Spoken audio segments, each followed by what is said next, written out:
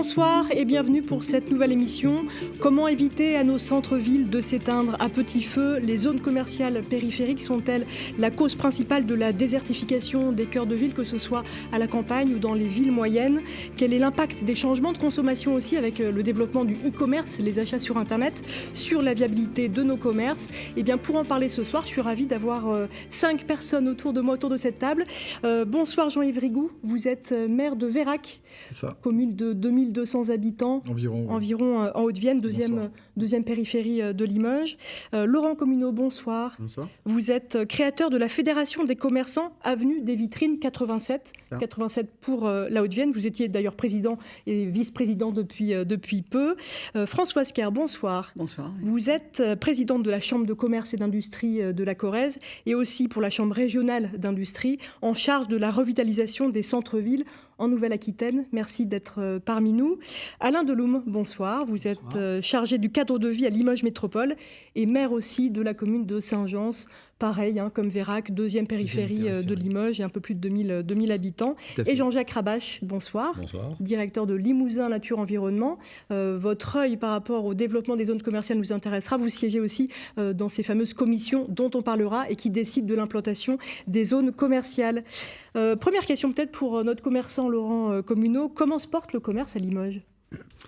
En fait, je pense que Limoges est en train de vivre un début de réveil suite à une rénovation de l'urbanisme qui s'est enclenchée depuis 4-5 ans et qui aujourd'hui est le déclencheur justement d'une revitalisation de centre-ville, et la volonté est vraiment axé autour de ça, avec le projet Action Cœur de Ville, avec toutes les dynamiques municipales qu'il y a pu y avoir.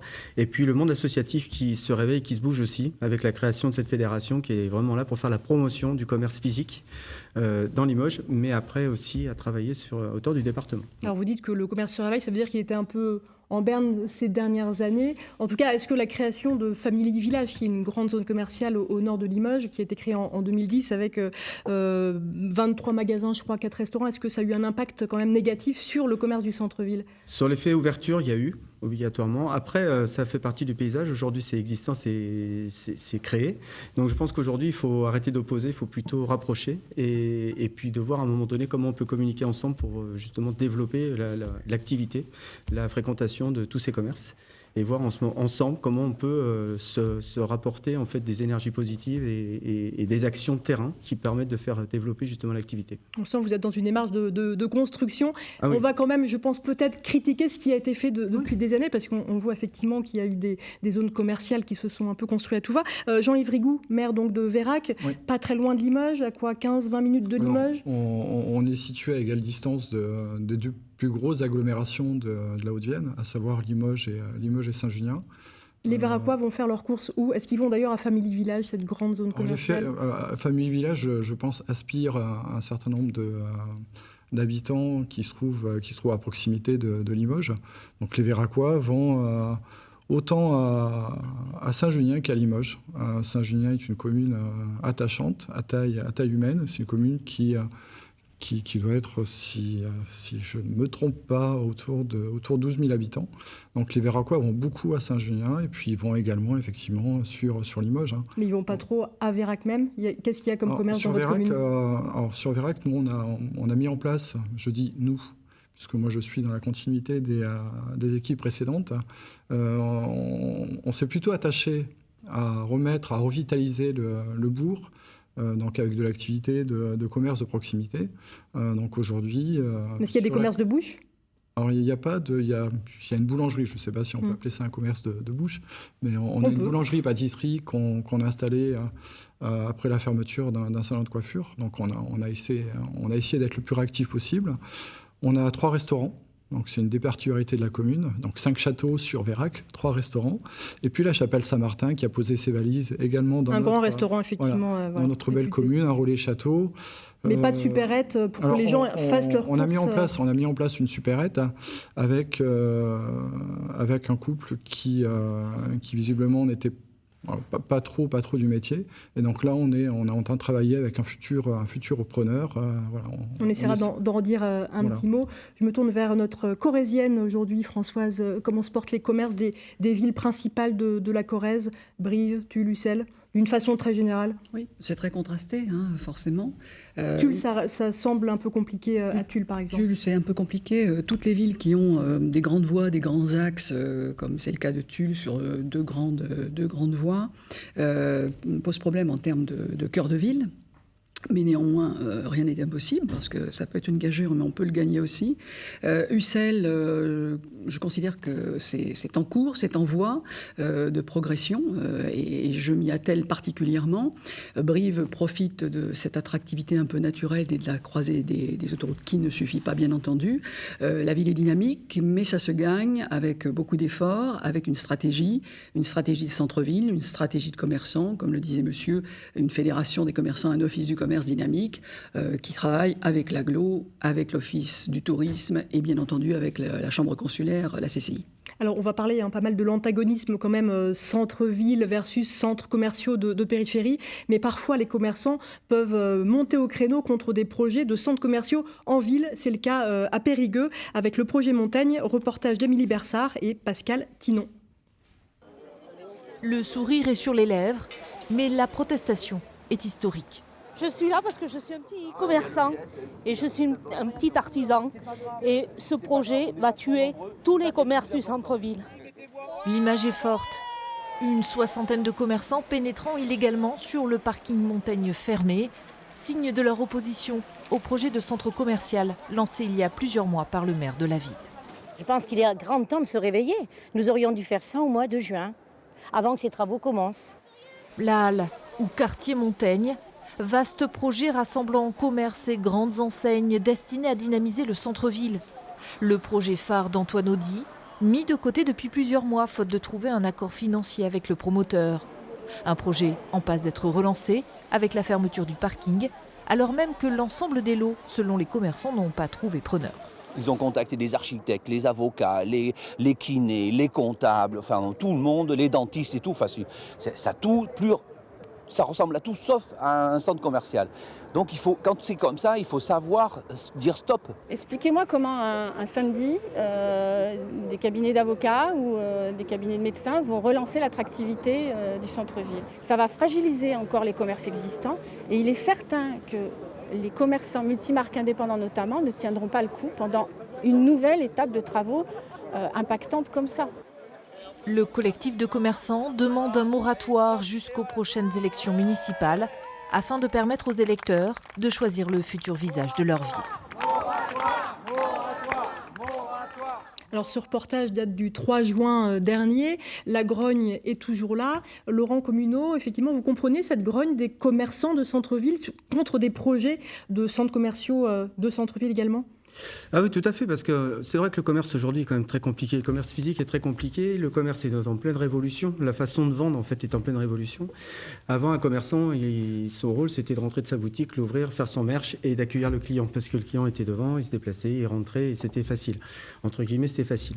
Aujourd'hui, il faut qu'il soit commercial et communicant et marketeur et il faut qu'il puisse vraiment se vendre sur ça. Alors quand il y a une équipe et qu'on a une structure, une enseigne haute, on y arrive, même si on voit que les enseignes aujourd'hui ont beaucoup de difficultés aussi. Ils sont aussi confrontés à cette problématique en centre-ville.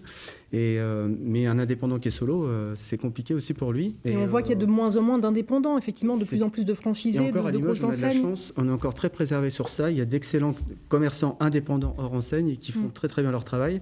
Mais aujourd'hui, depuis 20 ans, on a eu un surdéveloppement des périphériques de ville, on a eu un surdéveloppement de structures, de grosses structures comme celle-ci. Ça a totalement perturbé les centres-villes.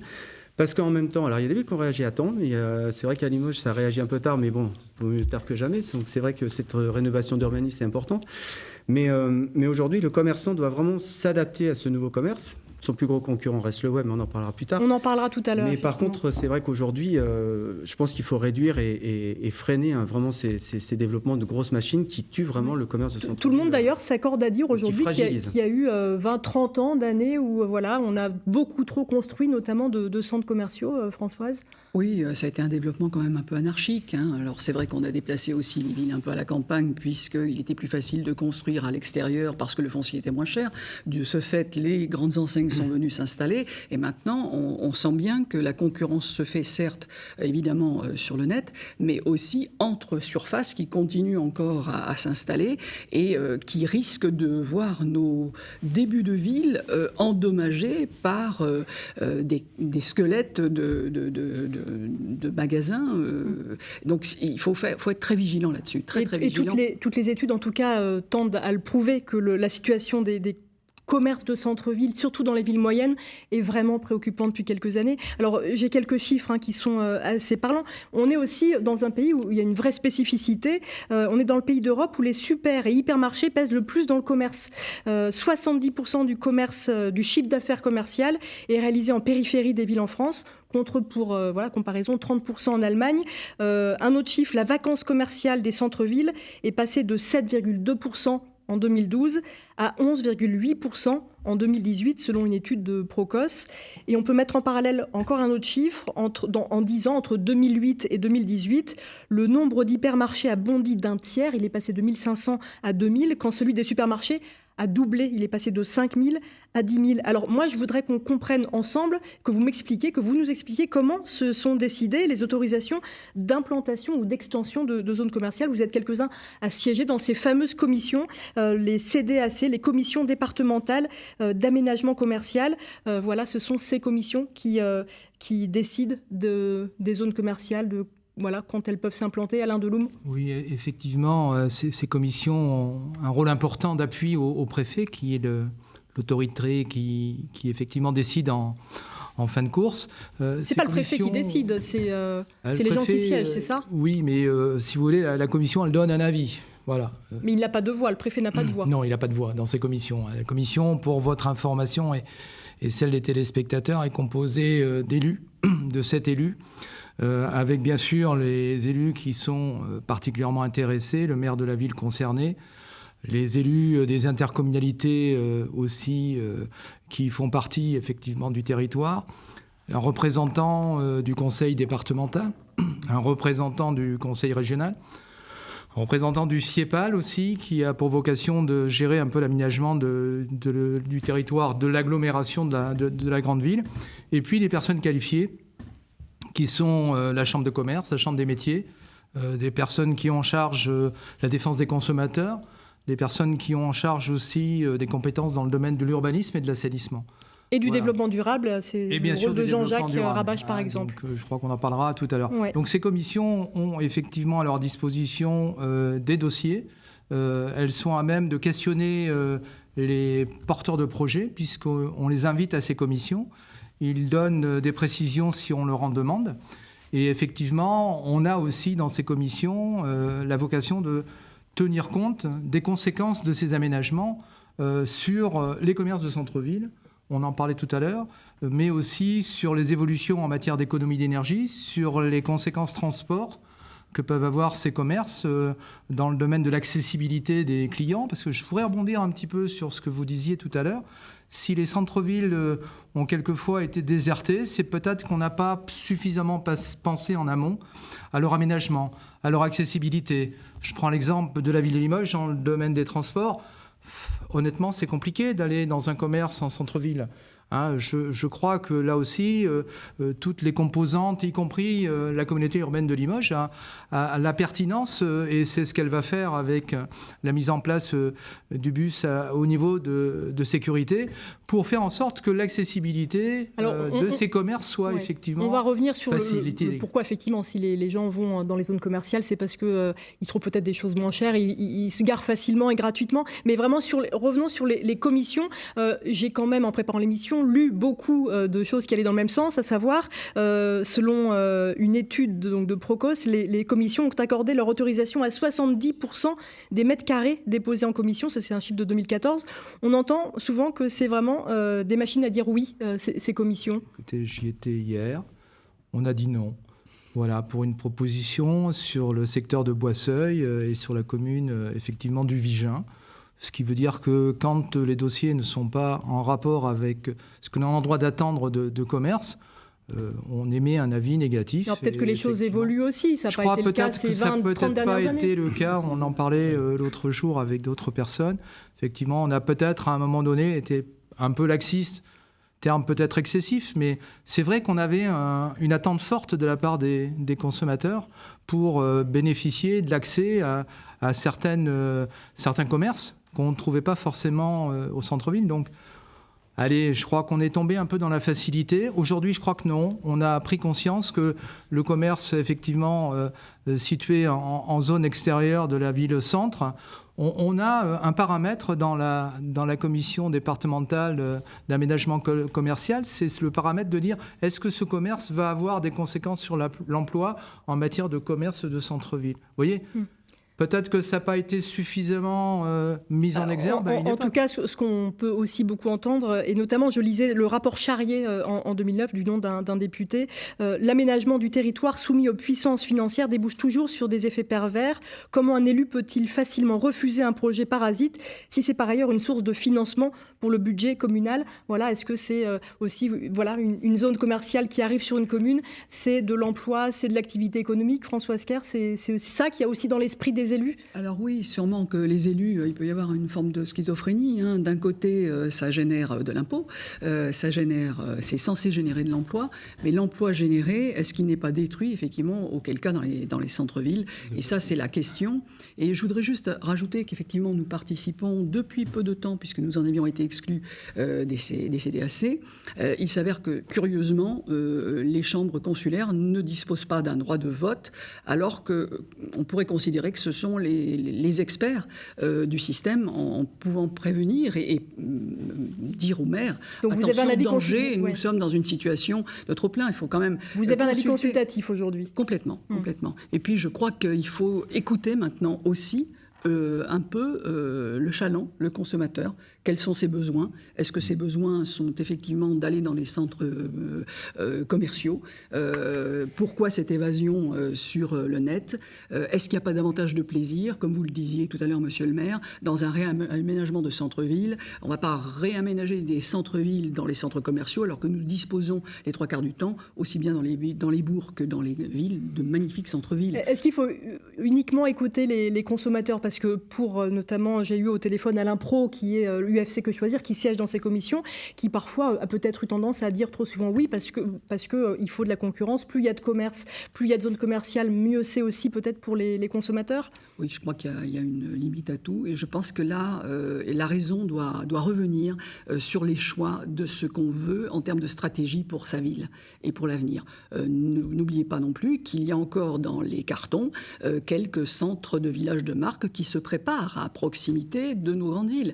Et ça, c'est pas tolérable lorsqu'on a des zones en ORT, donc une revitalisation des centres-villes et beaucoup d'argent de l'État engagé sur les centres-villes et son organisation et son développement. Si on donne des autorisations à côté de ce qui a dû se produire à l'époque sur le village ou ce qui peut se produire dans notre zone proximité de Brive, c'est pas tolérable. Il y a des équilibres que l'État arrose finalement avec des aides la revitalisation d'un centre-ville et que le maire accepte des zones commerciales à côté, ça c'est pas normal. Là vous parlez de l'action Cœur de Ville, effectivement il y a 222 communes qui bénéficient depuis un an de cette action Cœur de Ville, action de l'État, et je crois qu'il y a effectivement un tiers, je crois, des communes qui jouent sur les deux tableaux, et revitalisation centre-ville avec des aides de l'État et en même temps agrandissement ou implantation de zones commerciales. Donc ça, c'est votre rôle aussi bien entendu, à la Chambre je de commerce. dois alerter, bien entendu, les collectivités des conséquences que ça a effectivement sur l'environnement et puis également sur peut-être une surconsommation qui n'est peut-être plus utile aujourd'hui, parce que je pense que la mutation, j'imagine qu'on va en parler tout à l'heure, du système là aussi, il peut y avoir un peu des tendances schizophrènes entre je veux consommer local, on en parlera, j'imagine, parce qu'il y a quand même de la qualité, on a beaucoup de chance d'avoir de la qualité de produits sur notre zone, et puis je consomme n'importe quoi, n'importe comment, à des milliers, des centaines, des dizaines de milliers de kilomètres, ce qui génère en termes de pollution des allers-retours. J'aimerais bien avoir l'avis effectivement de notre monsieur environnement Jean-Jacques Rabach, vous qui siégez effectivement dans ces commissions CDAC. Déjà, est-ce qu'il y a des critères, des normes en matière de développement durable que les porteurs de projets doivent impérativement respecter, ou c'est assez flou? Alors, déjà, il faut rappeler que ce n'est pas toujours facile pour des personnes qui s'occupent de développement durable d'être dans des structures qui ont pour but d'organiser la consommation, alors qu'on sait que les problèmes de développement durable sont liés à notre mode de consommation. Donc déjà, il faudrait dire aux gens arrêtez de consommer, mais c'est quand même un petit peu embêtant par rapport à des gens qui vivent... Donc là, vous êtes un peu schizophrène, Jean-Jacques. Non, voilà, c'est ça. Alors, c'est ça. c'est pour dire qu'une fois qu'on a mis ce côté, ce problème de côté, il faut essayer d'analyser et de regarder un petit peu comment s'organise la consommation. Est-ce qu'elle répond à des besoins ou à des envies? Et effectivement, est-ce que cette consommation-là, elle n'est pas non plus une réponse apportée à des personnes qui sont toujours parties dans la fuite en avant, c'est-à-dire on veut du toujours plus. Donc en fait, d'un côté, on a fait le constat que notre mode de consommation pose un problème, et d'autre part, on essaie de l'organiser pour que les gens consomment plus et mieux. Alors, chiffre, juste pour appuyer ce que vous dites, entre 1995 et 2015, il y a eu en moyenne une augmentation de 4% des mètres carrés de centres commerciaux construits pour une croissance de la consommation de seulement 1% par an. C'est vraiment ce que vous dites, c'est qu'il n'y a pas forcément les besoins en termes de consommation, mais on pousse un peu à la consommation. On donne envie, puis c'est facile, quoi. Alors, l'autre souci dans ces commissions, pour répondre à la question, c'est qu'effectivement, il faut se fixer des critères, quoi. Alors, la première, c'est déjà, on s'aperçoit qu'en ayant siégé pendant peut-être presque 8-9 ans dans ces commissions, on s'aperçoit qu'effectivement, il y a eu des progrès qui sont faits depuis quelques années, parce qu'il y a 8-9 ans, on n'était pas nombreux à mettre en place, à annoncer quelques problématiques qui maintenant s'avèrent, hein, le fait qu'effectivement il y ait des commerces qui ferment, le fait que des consommateurs sont comptés plusieurs fois, c'est-à-dire que Famille Village dont on parlait, on a dit la zone de chalandise, c'est les gens qui sont dans l'Indre. Je veux dire, voilà. Donc et puis après, un mois après, on va se dire ah ben là qu'il faudrait peut-être qu'on fasse quelque chose parce que ça décale et puis les gens s'en vont là-bas. On dit mais ils ont été comptés pour aller là-bas, quoi. Alors après, on dit mais il faut organiser le sud. Et en fait, on est parti dans une course en avant où systématiquement, pour organiser le commerce, on en met toujours plus. Voilà. Donc ça, c'est un problème que l'on a. Alors en matière de développement durable, par contre, une des positions que l'on se fixe, c'est déjà de regarder est-ce qu'il y a déjà une artificialisation des sols, c'est-à-dire qu'effectivement, si on refait du commerce sur des zones où il y avait déjà du commerce. Bon, après, c'est une question effectivement de... On parlera de l'artificialisation des terres, effectivement. Après, il y a des critères comme le fait que les gens, il faut qu'ils puissent se rendre à ces commerces. Et on sait que le déplacement est un gros mode aussi de... C'est la voiture, pour aller dans les zones commerciales le déplacement de individuel. Or, ces zones-là de commerce favorisent ce déplacement individuel. Donc, ça nécessite le transit de véhicules personnels. Il y a aussi le fait de regarder, alors ça c'est difficile, c'est qu'est-ce que l'on vend dedans. Alors c'est vrai que la commission n'a pas pour but de définir des fois l'activité commerciale qui est dedans. Des fois on prend des avis pour dire je fais un supermarché, j'ai des locaux après, je fais des magasins, mais je ne sais pas qui c'est qui va y venir. Alors déjà on se dit mais comment voulez-vous aménager, dire oui ou non à des choses qui ne sont pas... bon. Alors, je souscris tout à fait, c'était... une des remarques des membres, et j'en faisais partie de la commission, puisqu'on avait un porteur de projet qui... Vous parlez de la commission d'hier. Hein. La commission départementale d'aménagement commercial, on avait un porteur de projet qui avait une vocation immobilière, il faut dire ce qui est. C'est là pour construire et vendre après à des commerçants, à des chaînes. Et on lui a dit, mais par rapport à cette construction, vous allez contacter quel type de commerce ? Ce n'était pas son problème.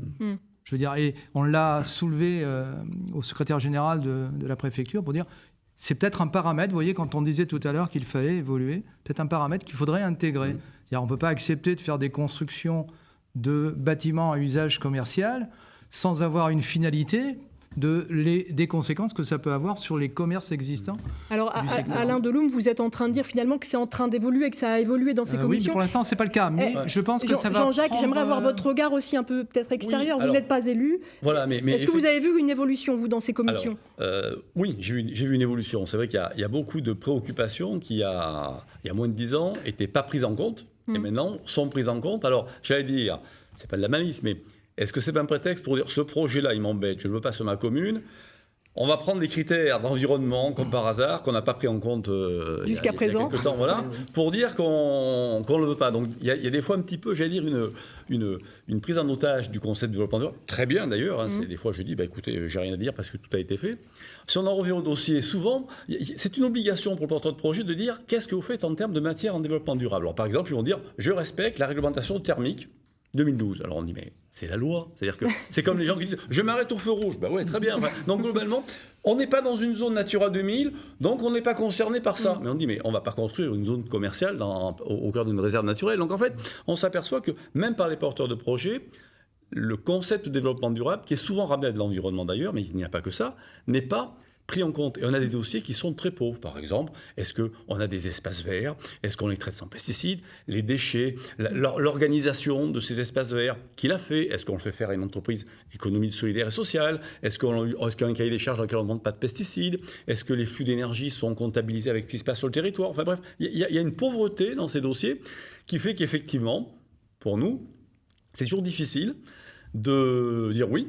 Souvent, on peut dire non. Voilà. Oui.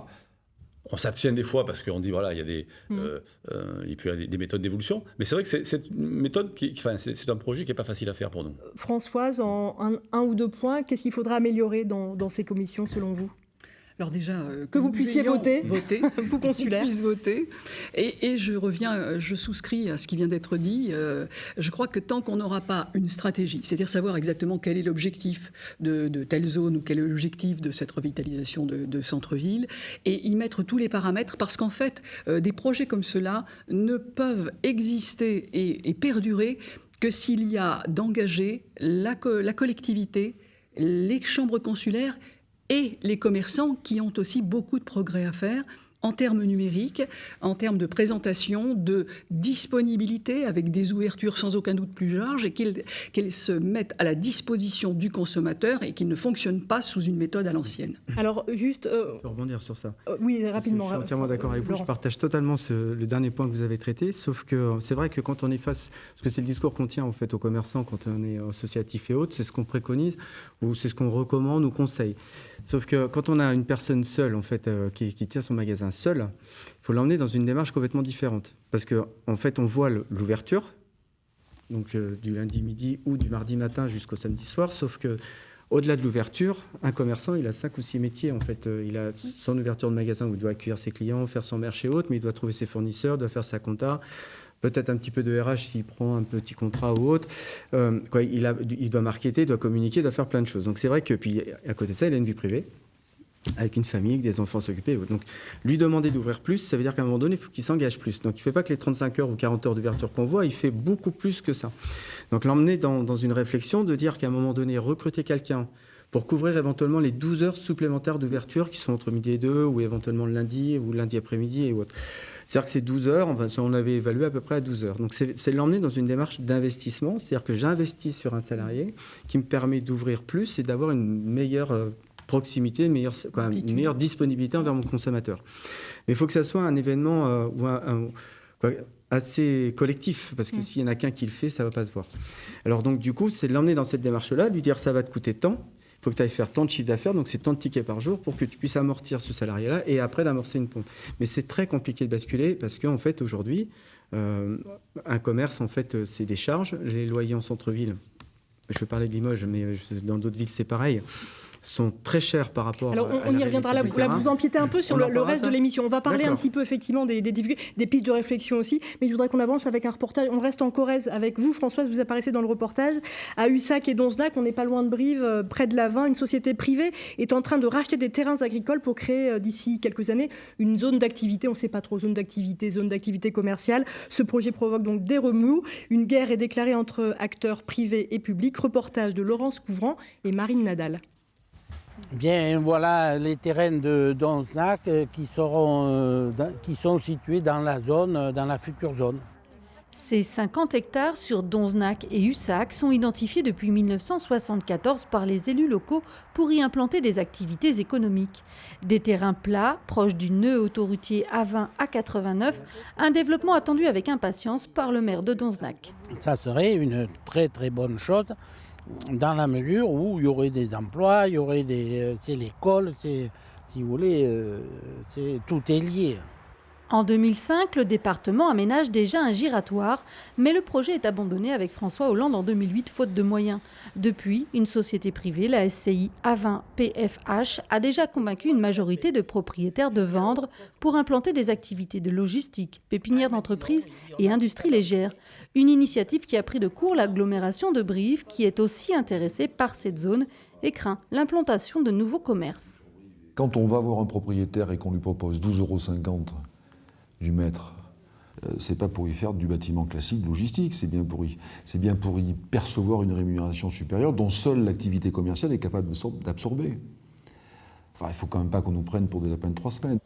La collectivité a prévu de préempter les terrains car l'enjeu est important pour son développement économique. Il doit rester une douzaine d'hectares sur la zone de Brive-la-Roche. Je pense qu'aujourd'hui, oui, il y a déjà des prospectives sur des chefs d'entreprise qui veulent s'implanter à Brive. Et cette zone, quelque part, est la sécurité pour le coup d'après sur le foncier d'entreprise. Si privé et public s'affrontent pour la création de cette nouvelle zone d'activité, sur place, les agriculteurs qui louent actuellement ces terres s'inquiètent pour l'avenir de leurs exploitations. La zone appartient à une vingtaine de propriétaires et fait vivre 5 exploitations. Des terres pour la plupart louées qui vont disparaître. Aujourd'hui, on fait un tiers de notre foin sur cette parcelle-là, qui fait quasiment 10 hectares. Et du coup, après, nous, on n'aura pas assez de terrain, donc le cheptel allaitant va sûrement disparaître. Les agriculteurs attendent des compensations. La ferme du Colombier va perdre 20 hectares. Elle reçoit justement la visite de la SAFER, l'organisme consulté à chaque vente de terres agricoles. C'est les terrains les plus productifs, c'est que du terrain de plaine, c'est du terrain d'alluvion. C'est à 1 kilomètre de tous les bâtiments où on stocke les fourrages et pour nous, ça va être vraiment problématique. On ne veut pas mettre nos exploitations en péril pour enrichir encore un peu plus Monsieur Leclerc, la famille Auchan, Monsieur d'Entresangles et compagnie. Voilà, c'est tout ce qu'on a à dire. Et on veut qu'on nous prenne en compte. Si on ne nous prend pas en compte, on saura se faire entendre, croyez-moi. Public ou privé, cette zone d'activité ne devrait pas sortir de terre avant plusieurs années, d'autant qu'il faudra aussi trouver les entreprises qui viendront s'y installer. Alors là, une vraie question se pose. Le prix des terrains agricoles, c'est peut-être là aussi que le bas blesse. Françoise Kerr, si les prix étaient plus élevés, on aurait moins de centres commerciaux en zone périphérique comme ça ? Alors là, moi, je ne peux pas me prononcer sur les prix des terrains agricoles. On peut comprendre qu'on est toujours attiré par une vente intéressante à un prix sans doute majoré par rapport à l'existant, parce qu'une zone, c'est aussi un certain nombre d'aménagements, donc il faut bien pouvoir l'intégrer dans la réflexion d'un projet. Mais pour les porteurs de projets, c'est plus intéressant d'investir en périphérie, c'est moins cher que d'investir en centre-ville, et des projets beaucoup plus compliqués aussi à monter en centre-ville. Sans aucun doute, parce que c'est un phénomène de surface. J'ai eu effectivement un peu plus de précision. Le PLU, on y reviendra sans doute tout à l'heure, plan local d'urbanisme ne permet pas d'installer une zone commerciale. Donc je pense de ce point de vue-là, c'est, on va dire, réglé. En revanche, il peut y avoir effectivement un projet privé ou un projet public avec d'autres types d'activités, sachant que nous allons manquer de terrain à vocation industrielle ou de développement, comme nous l'avons fait sur la zone de l'ancien aéroport de Brive-la-Roche. Donc c'est la préparation, comme je l'ai expliqué tout à l'heure, de l'anticipation de ce qui va se passer après. On revient bien sur une question de stratégie globale d'aménagement du territoire. Avec cette question effectivement fondamentale qu'on a commencé à aborder, l'artificialisation des terres. Je me retourne vers Jean-Jacques Rabache. Tous les 10 ans, l'équivalent d'un département français disparaît sous le béton. Le bitume, les panneaux, la tôle. En Haute-Vienne, 2000 nouveaux hectares ont été bétonnés en 10 ans. Et encore, on est derrière la Gironde, les Landes ou même la Corrèze en Haute-Vienne. C'est un vrai enjeu, ça aussi, Jean-Jacques ? Mais effectivement, il faut savoir déjà que pour nourrir les gens, avant qu'ils consomment, il faut qu'ils puissent vivre, il faut qu'ils puissent manger, il faut qu'ils puissent boire, il faut qu'ils puissent respirer. Et ces choses-là très simples nous viennent de notre environnement, de la nature. Ça ne vient pas des supermarchés. Parce que les supermarchés, ce qu'ils nous vendent, ça a été produit normalement par des choses naturelles. Ou presque. Donc effectivement, on est dans une fuite en avant. On le voit pareil avec l'eau. Tout le monde consomme de l'eau, il n'en tombe pas assez. Donc on dit attention, il n'y aura pas assez d'espace naturel pour pouvoir nous faire vivre. Donc effectivement, ça c'est partie des enjeux qui sont difficiles à faire comprendre. Maintenant, ils commencent à être compris. Ça devient un petit peu plus, j'allais dire, visible. Mais malheureusement,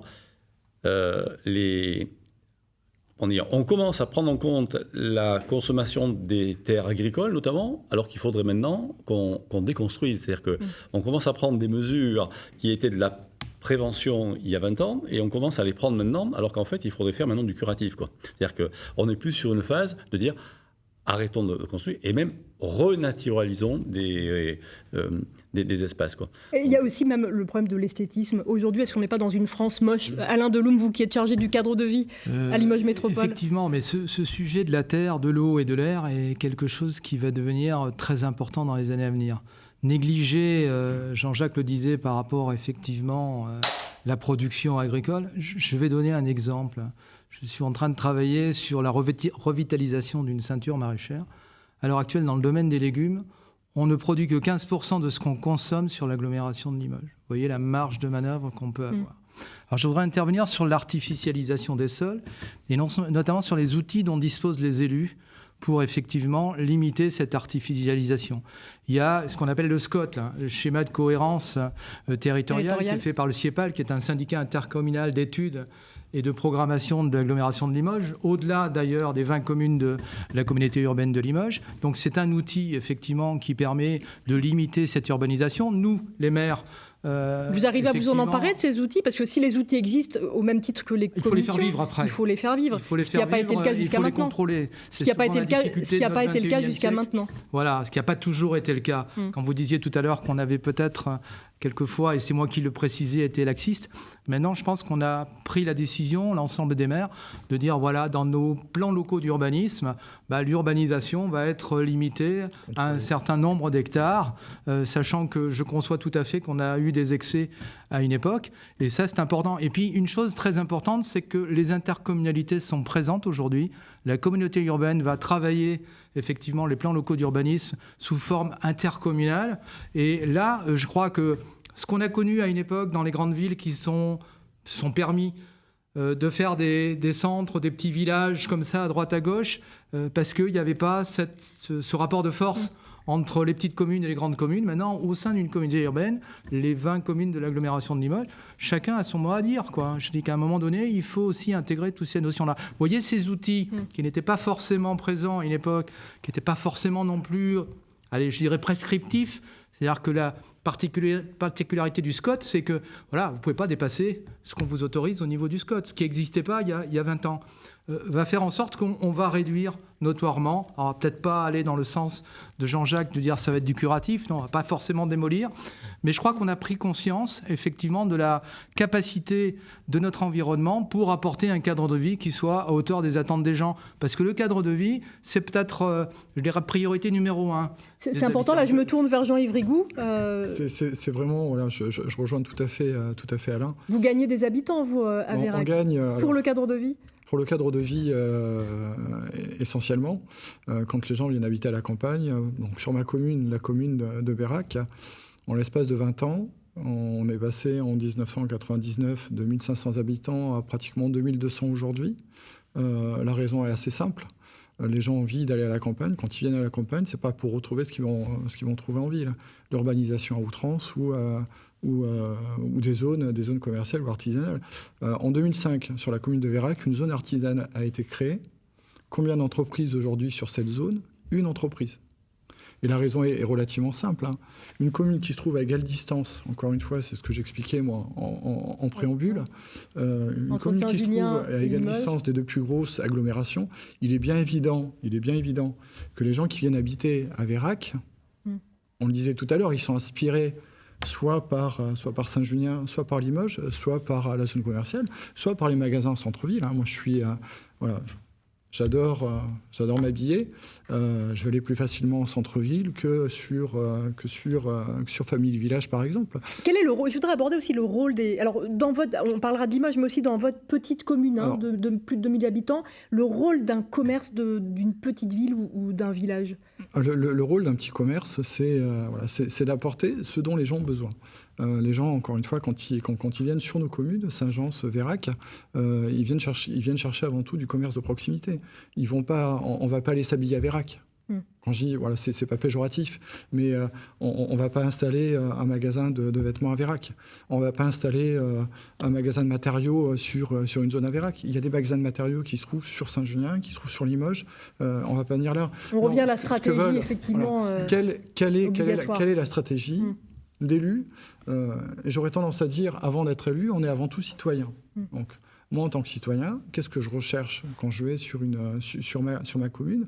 Je recherche avant tout, effectivement, des commerces de bouche, une boulangerie, une charcuterie, un commerce à la taille de la commune. On ne va pas réinventer une grande surface. Donc, un commerce qui soit à la taille de la commune, ce qu'on a fait, nous, avec notre commerce, sur lequel, encore une fois, on a des repreneurs qui sont positionnés.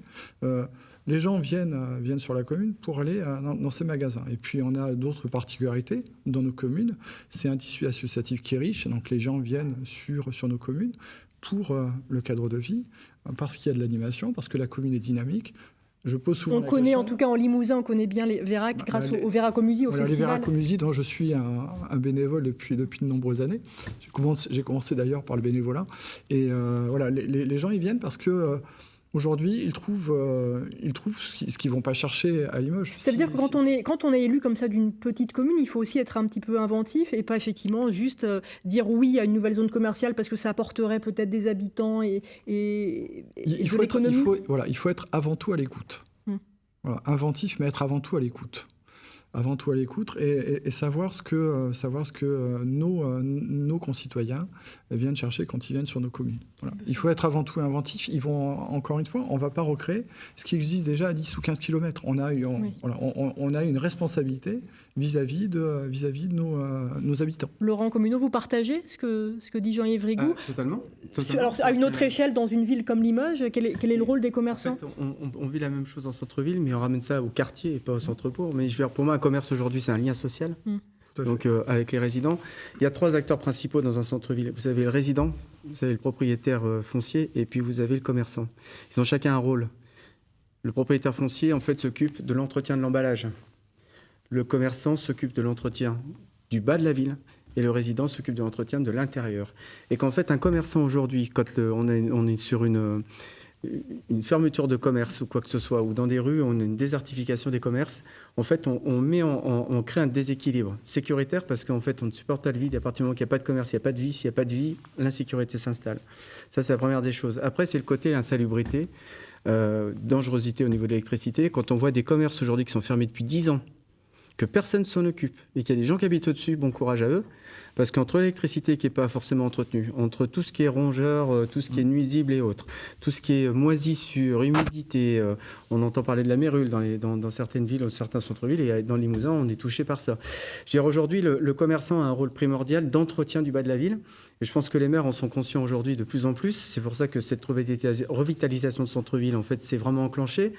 Après qu'on ait une autre réflexion, c'est-à-dire que quand on parle de vacances commerciales, on va se comparer à des villes de même taille. Sauf qu'il y a des villes qui ont réagi déjà il y a 10 ans et qu'à un moment donné, ils ont recentré leur commerce. C'est-à-dire qu'ils ont retravaillé le commerce d'une autre manière. C'est-à-dire que si on prend Limoges, on recentre sur l'œuf, autour des intra-boulevards en fait. Et tout ce qui est commerce de pénétrante, à part la rue Armand-Dutré qui est encore assez active en niveau activité. Il y a des rues, à l'avenue Georges Dumas par exemple, ou des rues de ce type-là. C'est des rues où les commerces sont fermés petit à petit. Et en fait, aujourd'hui, qu'est-ce qu'on peut mettre comme commerce là? Hormis une pharmacie éventuellement pour emmener de la proximité, une boulangerie pour emmener de la proximité, mais qui sont déjà là.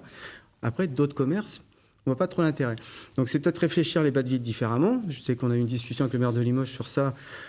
Mettre des crèches, transformer ça en stationnement. Mettre d'autres services. Mettre d'autres services. Les poubelles, au lieu de les enterrer quand à Limoges, on ne peut pas, c'est peut-être faire des locales poubelles, je dirais interbâtiments, mais qui soient gérés d'une certaine manière, de manière qualitative. Je sais pas, après, il faut imaginer, inventer les choses. Et c'est ce qui semble être fait effectivement à Limoges, recentrer vraiment sur le cœur, l'hyper-centre-ville, avec les halles aussi qui ont été alors les halles, ça c'est vrai qu'aujourd'hui, on a un écrin, on a un bijou qui vient de naître, là, c'est magnifique. Mais par contre, le projet Action Cœur de Ville va un peu dans cette réflexion-là et se pose ces ces questions-là et commence à donner des idées de solutions, de potentialité. Et c'est vrai que je vois des villes comme Nantes ou Toulouse et autres, ou Bordeaux, ont énormément travaillé sur ça. Donc ils ont fait baisser leurs vacances commerciales, mais en fait ils ont juste changé un peu la mécanique des zones de commerçants dans le... Après, les problématiques sont différentes suivant les échelles de communes. Je voudrais tout de suite qu'on aille en Creuse à Bourganeuf, un peu moins de 3000 habitants. Et là-bas, il y a une supérette qui a été créée il y a 3 ans par un couple venu de région parisienne, des vrais commerçants, et qui aujourd'hui rencontre de réelles difficultés. Reportage réalisé avec Valérie Agut. Bourganeuf, 2800 habitants, petite cité de caractère, plusieurs commerces et services, pas d'immenses zones commerciales, mais de grandes surfaces en périphérie et une petite supérette centrale plébiscitée par les anciens. Allez, on va remplir les 2 paniers. Oui. Allez. Vous venez souvent ? Tous les jours. Tous les jours, elle vient me faire un petit coucou. Parce que j'aime beaucoup Marie, alors je viens bavarder un petit peu, ça me réconforte. C'est très important ce magasin au centre-ville. On a toujours pleuré quand on n'en avait pas. Maintenant on en a un. Il faudrait quand même essayer de le garder. Faire tout pour le garder. Mais je me demande si la population s'en rend bien compte de ça. Les clients comme Yvette ou Claudine ne sont pas suffisamment nombreux à se ravitailler ici. La patronne venue de la région parisienne craint de devoir mettre la clé sous la porte. Pour survivre, son mari a dû trouver un emploi à l'extérieur et elle doit assumer seule la gestion du magasin. C'est beaucoup de travail, beaucoup d'heures, surtout beaucoup d'heures pour pas grand-chose, quoi. Voilà. Mais j'aime ce que je fais, j'aime mes clients, donc je voudrais pas que ça s'arrête là. Le maire de la petite ville fait partie de ceux qui font leurs courses dans ce commerce de proximité, indispensable selon lui à de nombreux bourgagnots. Mais il déplore les habitudes de consommation de ses administrés qui ont évolué ces dernières années. Les gens achètent sur Internet, vont au supermarché comme ils le feraient dans une ville, sans se rendre compte que l'engagement, entre guillemets, quasi citoyen, il m'est arrivé de le dire dans un discours un jour, les commerces, c'est pas fait juste pour éclairer la rue le soir parce que c'est plus gai. De notre côté, une ville sans commerce, c'est plus une ville. Je pense qu'il faut peut-être rééduquer les gens en leur disant faites travailler vos petits commerces si vous voulez qu'ils restent. En 10 ans, le nombre de supermarchés a doublé en France, asphyxiant les cœurs de ville. Une tendance que seuls les citoyens peuvent encore inverser. Tout à l'heure, on parlait de schizophrénie. Il y a aussi une vraie schizophrénie des consommateurs, Françoise Kerr. On se bat pour avoir des centres-villes vivants, pour avoir des commerces, et puis en fait, on va faire nos courses ailleurs. Voilà, 23 heures sur le net, c'est quand même un sujet majeur. C'est ça. Je crois qu'il y a aujourd'hui aussi une forme de civisme à avoir. Lorsqu'on réclame des commerçants supplémentaires, une certaine diversité, parce que c'est comme ça aussi que ça doit fonctionner dans les centres-villes, faire des propositions, il est évident qu'il faut consommer chez ces commerçants-là. Donc il y a une forme de civisme à reprendre, parce que sinon, c'est voué à l'échec. Je crois que là, on a un travail de fond où faites vos choix, mais si vous voulez du centre-ville, faites travailler vos centres-bourgs également. Il ne faut pas les oublier, les centres-bourgs. Parce que la cible d'avoir un boucher, d'avoir un boulanger, c'est vrai que sur le chemin du travail, on croise des boulangers, des grands parkings, etc. Est-ce que c'est de la vraie boulangerie ? J'en suis pas certaine. Donc, lorsque un maire fait l'effort d'aller récupérer des commerçants pour animer son centre-bourg, il faut impérativement quand même utiliser ce centre-bourg. Il y a là aussi un gros problème. C'est ce que je vous évoquais tout à l'heure sur le phénomène de je veux manger local, de bons produits, sécurité et goût. Et puis, on va faire du n'importe quoi sur le net. Il y a quelque chose à rééquilibrer et peut-être qu'on ne communique pas assez là-dessus, qu'on n'apprend pas de nouveau à se servir d'un centre-ville. C'est la même chose d'ailleurs que sur le stationnement du centre-ville. Je ne sais pas si on va en parler. C'est un autre levier aussi. Le stationnement, c'est quelque chose qui revient beaucoup chez les consommateurs. Ah ben oui, mais moi je vais chercher mon pain ou je vais faire mes courses au supermarché local, au supermarché en périphérie parce que j'ai la place pour me garer et c'est gratuit. Oui, mais aujourd'hui, il y a des obligations au niveau des collectivités de faire payer les stationnements. Il s'avère qu'il ne faut quand même pas oublier que les 3/4 de ces stationnements, lorsque il n'y avait pas tout à fait ces obligations ou qu'on ne payait pas éventuellement le parc-mètre, c'était les commerçants qui monopolisaient ces places et ce qui empêchait effectivement le chaland de s'y stationner. Donc on voit bien là qu'il y a des équilibres à trouver dans une ville où on peut avoir des gratuités pendant 2 heures, où on peut avoir une demi-heure plus une demi-heure gratuite. Il y a des équilibres aussi à trouver là-dessus, mais croyez-moi, aujourd'hui, dans les centres-villes, on peut se stationner. Jean-Yves Rigaud. D'où l'importance, je rebondis un peu sur ce que vous disiez, d'où l'importance de bien être attentif aux besoins de nos citoyens, de nos concitoyens. Nous, on a fait effectivement cet effort, et ça rejoint un petit peu ce que vous disiez. On a fait le pari effectivement de repartir sur du commerce de proximité, en faisant également un effort auprès de nos commerçants. Je prends un exemple tout bête. Notre boulangerie boulangerie-pâtisserie qui s'est installée donc sur Vérac, les loyers sont aujourd'hui en dessous de 400 €. Voilà. Donc ça, c'est un vrai levier. Comment mieux faire fonctionner ces commerces. Et aujourd'hui, on a une boulangerie, effectivement. Alors, je me souviens de la réflexion de notre boulangère qui me disait au bout du premier mois, là, c'est difficile, monsieur le maire, je ne vois pas arriver les clients. Lorsque je reviens la voir maintenant, je vois la banane une belle banane sur son visage, et puis la satisfaction effectivement d'avoir une activité qui aujourd'hui fonctionne. Voilà, c'est quel est le besoin, on a peut-être l'impression que c'est plus facile à mettre en œuvre dans les petites communes, notamment rurales, et peut-être plus difficile dans des plus grandes villes. C'est facile, il faut... C'est une vraie volonté. C'est un travail, voilà. C'est une volonté, c'est une stratégie. On va parler en termes de stratégie. Effectivement, on a des stratégies, nous élus, politiques. J'aime pas trop ce terme, mais on a malgré tout des stratégies. Et les stratégies sont en corrélation avec ce qu'attendent nos concitoyens. À Limoges, c'est ce que vous aimeriez, Laurent Communot, notamment, que les loyers soient un peu moins exorbitants. Parfois, moi, ils le sont. crie haut et fort. C'est vrai qu'aujourd'hui, dans l'hypercentre de Limoges, on se retrouve sur des loyers qui sont presque même des fois supérieurs à Bordeaux. Ou Bordeaux, si vous voulez, ils ont un flux. Aujourd'hui, on annonce entre 6 millions et 8 millions de tourisme par an qui circulent. À Limoges, on en est des années-lumière, et puis on n'en sera jamais à ce niveau-là. Mais c'est vrai qu'aujourd'hui, pour moi, la gestion des loyers en France est sur un indicateur, donc INSEE, qui est pour moi une aberration totale, parce que ça n'a pas de sens. Et ça n'a pas de sens parce que ce n'est pas du tout lié à la vraie activité, à la vraie économie, je dirais, locale. Et c'est une vraie difficulté en soi. C'est-à-dire qu'en fait, on dit qu'on vend cher, mais en même temps, on s'adapte aussi au loyer. Mais à un moment donné, il y a des plafonds qu'on ne peut pas dépasser. Moi, je suis dans le milieu de la boulangerie. Je peux vous dire que quand on commence à penser à faire passer le croissant au-dessus d'1 €, voilà, c'est pas logique. Donc, il faut qu'on se rassemble sur ça, qu'on réfléchisse vraiment, qu'il y ait une prise de conscience des propriétaires. Alors, c'est vrai que pour les maires, c'est très compliqué. Oui, il y a des stratégies, mais plus la ville est grande, plus c'est compliqué, parce qu'on est face à des multipropriétaires, voire des propriétaires qui ne savent même plus qui sont propriétaires, parce que c'est géré par des groupements ou c'est des grosses sociétés comme ça, et qu'en fait, quand on les interpelle en disant est-ce qu'on peut baisser le loyer à Limoges, parce qu'on a un truc à Limoges, je veux dire, on l'entend ça. C'est où Limoges Mais même moi qui suis avec un propriétaire privé, je dirais, en plus, je suis dans une entreprise où il y a du flux, mais on est sur des petits paniers moyens. Mais à partir du moment qu'il voit du monde dans le commerce, pour lui, c'est waouh, ça y est, c'est non. Mais ça veut dire que là, la mairie a quand même un rôle à jouer vis-à-vis de ses propriétaires privés. Ça veut dire peut-être que des locaux, et ça se fait dans certaines villes, par rapport à des locaux qui ne sont pas occupés, qui sont alloués, qui ne trouvent pas preneur, ça veut dire taxer peut-être Oui, alors c'est la taxation sur les locaux vides. Je sais que c'est possible à faire. C'est pas si simple que ça à mettre en place, mais c'est possible à faire. Alain Deloum a l'air de dire que ça a l'air difficile. C'est difficile, mais c'est possible. On n'est pas dans une ville, Limoges, où effectivement les besoins en termes de locaux sont très tendus. Sur certaines rues, si. Sur certaines rues peut-être, mais dans ce domaine, et la limite du politique dans le domaine effectivement de la propriété individuelle est très compliquée. On n'a pas de levier, si vous voulez, dans ce domaine-là.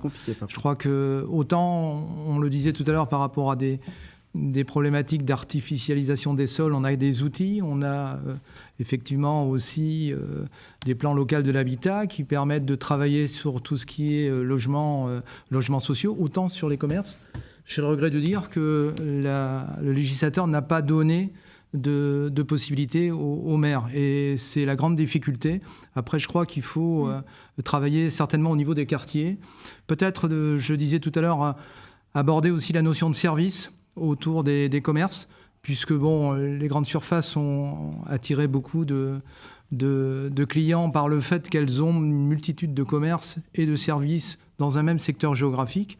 Je crois que ça, c'est un travail qu'il faut mener. Le service, d'ailleurs, pour lutter aussi contre le e-commerce, on l'a évoqué. Tout à fait. C'est ce qu'il faut faire quand on a un petit commerce physique aujourd'hui, Laurent. Le vrai concurrent au commerce physique aujourd'hui, c'est bien le web. C'est toutes ces grosses GAFA là, qui tapent. J'ai encore vu un reportage hier quand Amazon crée un poste Il y en a 2 qui ferment, qui s'en vont. Donc en fait, ces grosses structures aujourd'hui ont un pouvoir financier monstrueux, qui sera de plus en plus fort, qui auront de plus en plus de puissance marketing.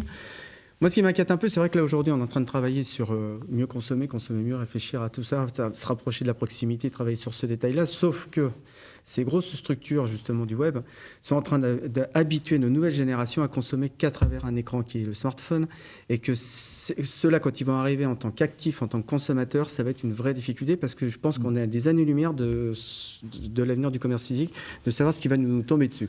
Et qu'à un moment donné, moi, ce que je demande à un commerçant aujourd'hui, ou ce que je conseille à un commerçant aujourd'hui, c'est d'avoir une présence sur le web, je dirais visuelle, dire j'habite, je suis là, j'existe, je fais ça, je te propose tel service, tel produit, tel savoir-faire et autres. Vendre sur Internet, c'est complètement différent, c'est une autre stratégie. Pour un commerce indépendant, c'est très compliqué, il faut savoir gérer les stocks, il faut gérer des flux, c'est pas facile, mais au moins d'avoir une visibilité sur le web. C'est pour ça qu'avec la Fédération commerçante, on a créé cette application Boutique Limoges. On a développé, c'est pas nous qui l'avons créé, c'est Vitrines de France, qui est une association nationale de commerçants. C'est pour donner la possibilité à un commerçant indépendant ou un petit commerce ou qui a des moyens financiers compliqués, justement pour aller là-dedans, lui emmener en fait une vision digitale à un coût moindre, parce que c'est à peu près 50 € par an, je crois, donc c'est moins de 5 € par mois, et donc de pouvoir en fait se promouvoir à travers le digital, à travers une application, en expliquant soit ses offres qu'il peut avoir, soit un lancement produit, soit dire j'existe. Déjà rien que ça, j'existe, je suis là. Occuper un petit peu et qu'il faut répéter tout le temps, parce qu'on est vite oublié. C'est vrai qu'il y a une telle diversité, une telle concurrence dans tous les secteurs d'activité quels qu'ils soient. Aujourd'hui, il faut vraiment toujours communiquer. Oui, et en plus, du moins si là je parle pas au niveau de la commune, mais c'est l'informaticien qui parle. Au niveau du numérique, il faut être visible. Un commerçant aujourd'hui qui n'est pas visible, il n'existe pas. Qu'on soit pour ou qu'on soit contre, moi j'ai pas de position affirmée. Il faut être sur les réseaux sociaux notamment. On est dans un monde connecté, on a tous un smartphone, on paye avec son smartphone aujourd'hui. Donc il faut être absolument dans l'air du temps, en tout cas pour un commerçant, oui, il faut être connecté. Au-delà de la fédération, juste Laurent, vous êtes mis à la page des livraisons, etc., puisque vous êtes dans le commerce de bouche, dans la boulangerie. C'est ce que vous faites L'enseigne aujourd'hui réfléchit sur ce qu'on appelle le click and collect, donc c'est-à-dire qu'en fait, je commande par Internet et je viens chercher dans mon magasin physique, donc ça garde quand même un contact, un lien. Nous, ça nous permet de gérer les coûts éventuellement de ma salariée et autres, parce que c'est plus facile à préparer. Mais après, on utilise aussi, dans le milieu de l'alimentaire, on utilise en fait Uber ou Deliveroo, tous ces agrégateurs en fait qui tournent autour de nous là et qui nous aident en fait à développer notre chiffre d'affaires sans avoir à recruter quelqu'un. Mais bon, on fait travailler une autre personne. Alors après, la gestion d'Uber et Deliveroo, je ne vais pas rentrer dans ça parce que c'est encore un autre schéma. C'est en train de se normaliser, se légiférer aussi parce qu'il y a eu un peu d'abus, mais il y a pas mal de choses. Après, il y a aussi un agrégateur qui c'est Too Good To Go, en fait, qui aujourd'hui nous permet de vendre des produits qu'on ne pourra plus vendre le lendemain matin en alimentaire, donc vendre à moindre coût. Donc c'est un panier de 12 € qui vaut 3.